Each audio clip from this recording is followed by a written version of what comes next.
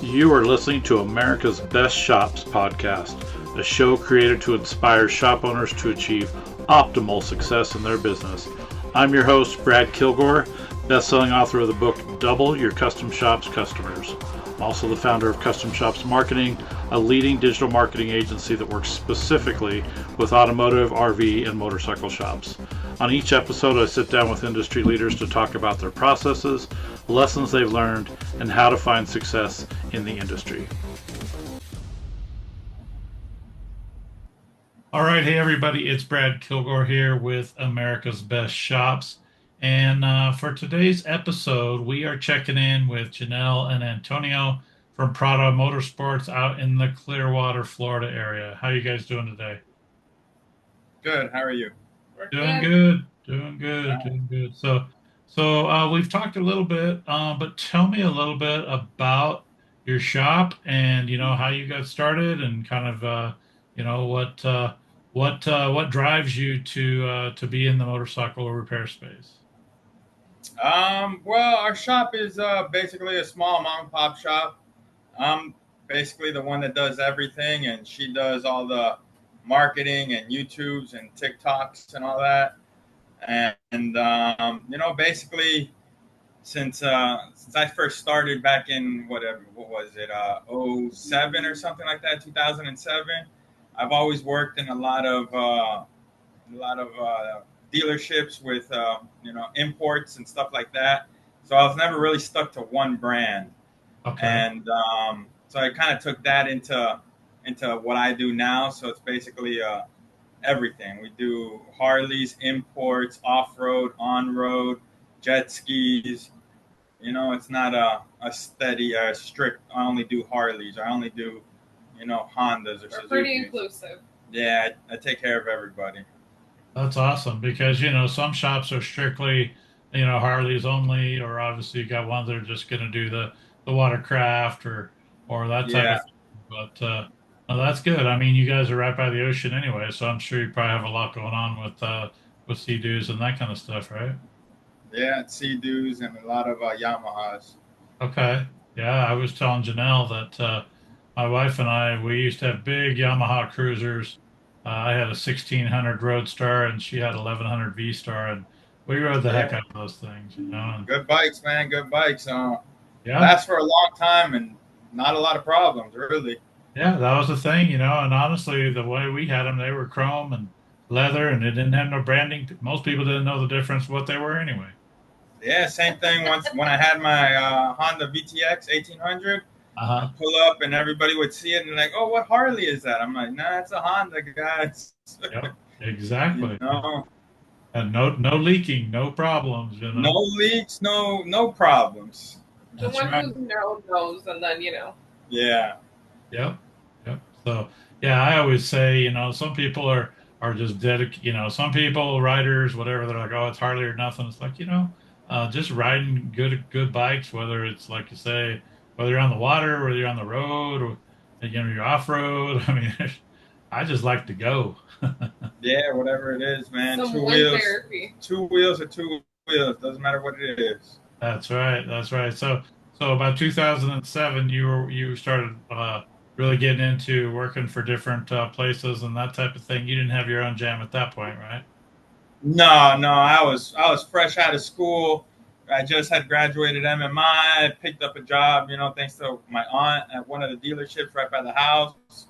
And and they were a multi-line. What was it? Yamaha, Kawasaki, Suzuki, Sea-Doo, and I believe that was it. Polaris. Right. So I was like, I learned a lot just from that one place because such big brands and such a vast that they had.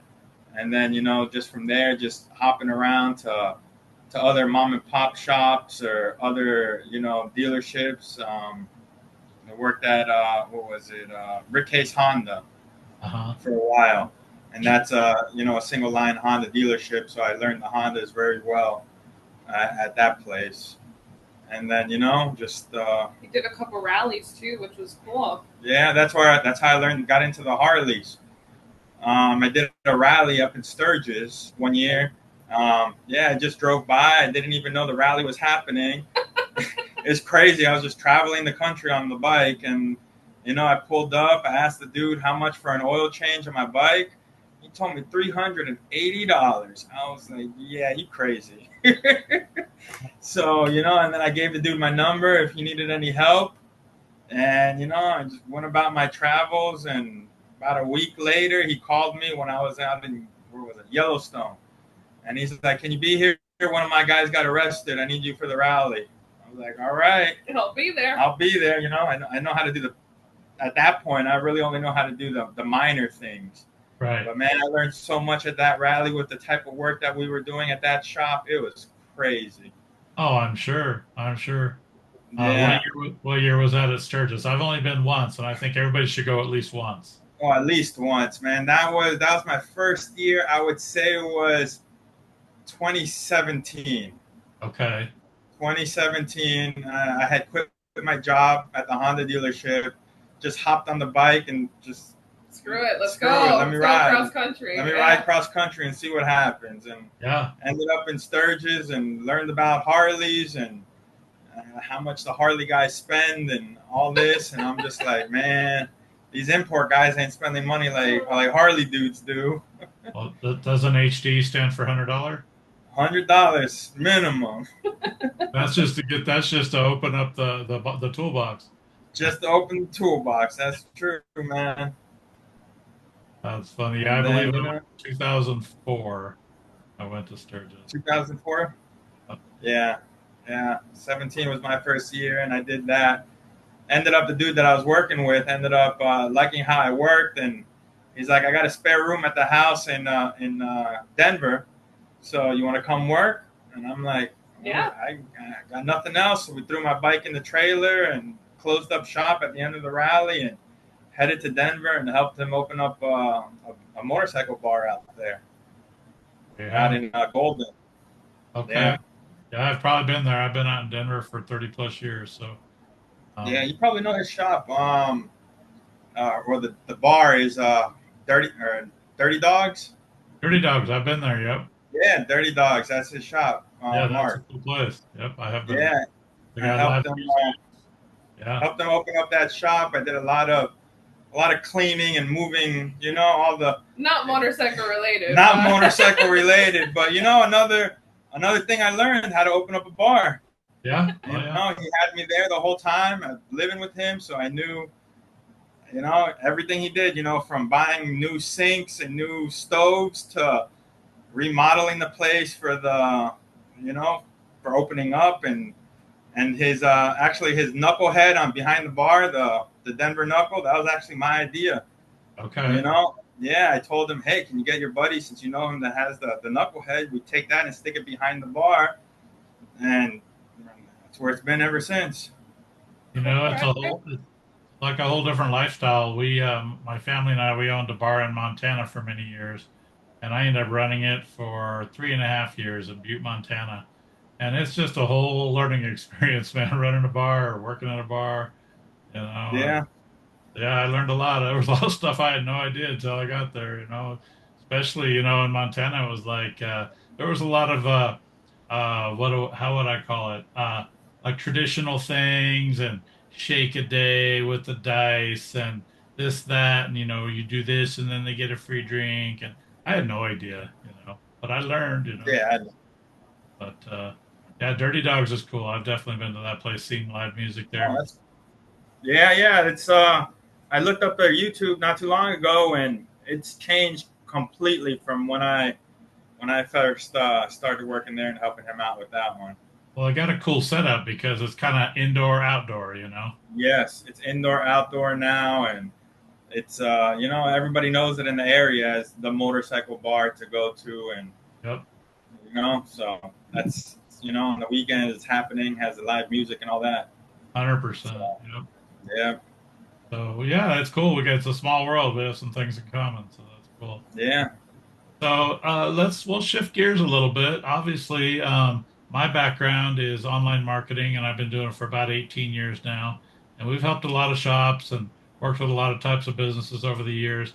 So tell me, I know you guys mentioned different things with YouTube and TikTok and and the different things that you might be doing. So I'm always just like finding out different things that people might be doing to move the needle because, we live in a world these days where video and social media, I mean, it's at the forefront, I mean, you got to have something going on there. And a lot of shops, they don't know what to do. So I know Janelle handles a lot of that. So maybe tell me some of the things you got going on, Janelle. Well, thanks, Brad. Well, first, honestly, we just started posting back in March, so we're pretty new to the online space. We started with Facebook, just kind of introducing ourselves, doing a little bit about me, about the shop. Um, I've recently found this feature on our cameras that's hyperlapse, and now I hyperlapse everything. Like he could be doing an oil change, he could be doing the most minute things, and I find it cool as a viewer of that type of stuff, just to kind of see how the bike comes together.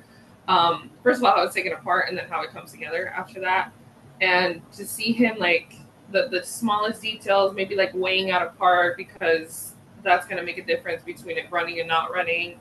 Um, and I think our viewers connect with that, right? So the people who don't know, it's interesting watching this come apart and come back together. And then for the viewers who do know, I think it's also they have a deeper appreciation for his work when they do bring the bike in because it's a thorough inspection that he does, and they see the love and time that he takes into every bike. Absolutely. Yeah, I think the time lapse ones are cool because, there's if you're trying to watch a process of something, you're not going to want to watch the whole thing. But if you can see it in a real quick time, it's like, oh, wow, I had no idea. And then you can obviously see the skill level that goes into that. And, I think these days, whether it's Instagram, YouTube, Facebook, TikTok, I mean, it's all video driven. And, people typically want to consume things in a short order. They want to say something quick and easy and short attention span, but it keeps Prada's top of mind. They may only see a quick clip of something or they're scrolling through. You want to try to stop the scroll some way, somehow. It's like, okay, what are they doing? And then they're looking and they're like, oh yeah. And then they remember for next time, oh, I didn't even know they worked on imports. I didn't know they worked on side by side. I didn't know they worked on jet skis. Whatever it is. So those kind of things are a big deal, and I think that obviously there's a lot of layers that goes into online marketing. Having a professional website, having your Google Maps listing good to go. There's a lot of pieces to it, but really, I think in the shop space, having that social media presence is huge. So kudos to you guys for that. Thank you, appreciate it. And like also just getting him like informative videos too. I think I see that lacking in the motorcycle space that sometimes we don't have those safety videos or what to look at when you have a crash bike, because everything is kind of taken care of by the mechanics. So to also bring that awareness, I think it's a cool space for us to explore. Right, right. And you guys do some in-person stuff too. You said you do something. Was it bike night? We do. Yes. We Yeah, we started maybe like I don't know, what was it, like 3 months ago or so at one of the bars here, and it seemed good. It's just the wings and the girls, but it turned out that the location wasn't so good. Corporate really didn't take care of it. It was so we kind of just left that and ended up going to a new place, and this one is a much better location, more has live music. Yeah, the bar doesn't take 10 minutes for a beer because their lines are from day one. Sure. So yeah, so we got the new place, and we do that every Friday night, and apparently for our first night was pretty good. We had like 20 bikes or so, and our second night was roughly about the same. And this week will be our third night at the place. This Friday, yeah, will be our third time at this location. And yeah, we just started up a bike night with these guys. We ended up talking with the owner. He was running. Totally random. Yeah, Brad. totally like, random. We were at lunch, and the owner came by, and we were like, I think this is a good space for the bike night. And he's like, yeah, let's talk to the owner. The owner was the waiter, and we had no idea. And then he comes back out, and we're like, oh my gosh, thank God we were so nice, right? And we ended up connecting with him, and he let us know, yeah, just come by, let's plan it, let's do it, and it's been growing ever since. That's great. Well, I think Yeah. that in reality, we talked about online marketing and social media, but I think it all goes hand in hand with doing things in person as well, because at the end of the day, whatever you're doing, it still boils down to the human factor. You know, people buy from people that they know, like, and trust, you know. And Yep. so by having both of those pieces there, and then of course, if you're doing a bike night, then you're able to film some things there too, and put that out on social, gets people's attention. Obviously, hope to get them to come to your events. So I think you guys are doing a lot of good stuff. So that's good. Thank you. We appreciate that. And I think also just connecting with this community is huge Yeah, because they're so welcoming. Like I had no idea anything about bikes. Like I only knew through him.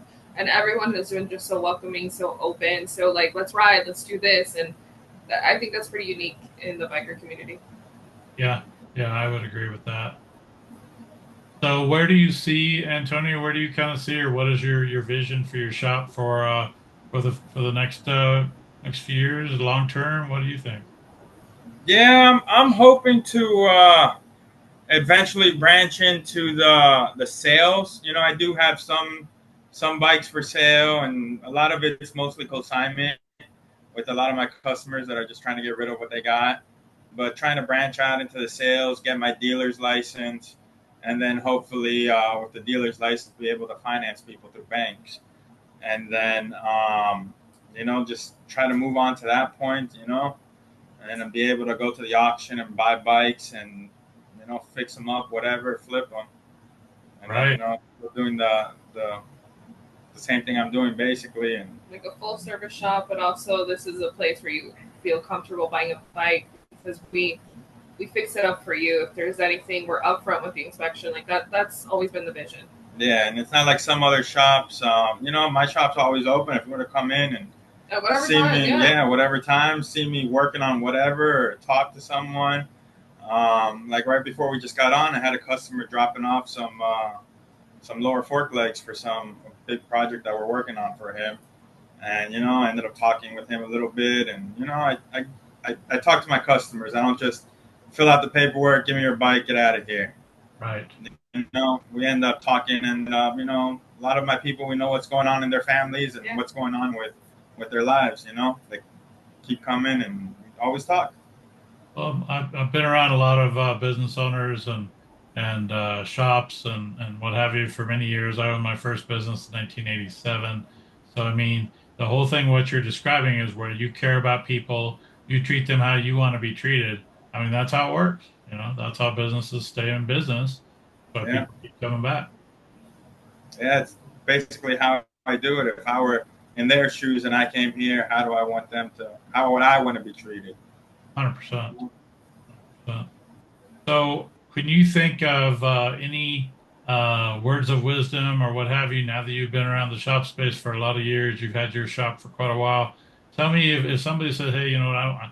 I have a passion for working on motorcycles and what have you. I'm thinking about getting started." I mean, what would you tell them if they were starting day one? If they are starting day one, man, have a day job. Whatever that may be. I told her, actually, I had a guy like this, and I told him in Texas when I was working out of Texas, same thing. Have your day job, preferably at a used motorcycle dealership, so you get you're not stuck to one brand. You have everything, so you get to learn on every brand.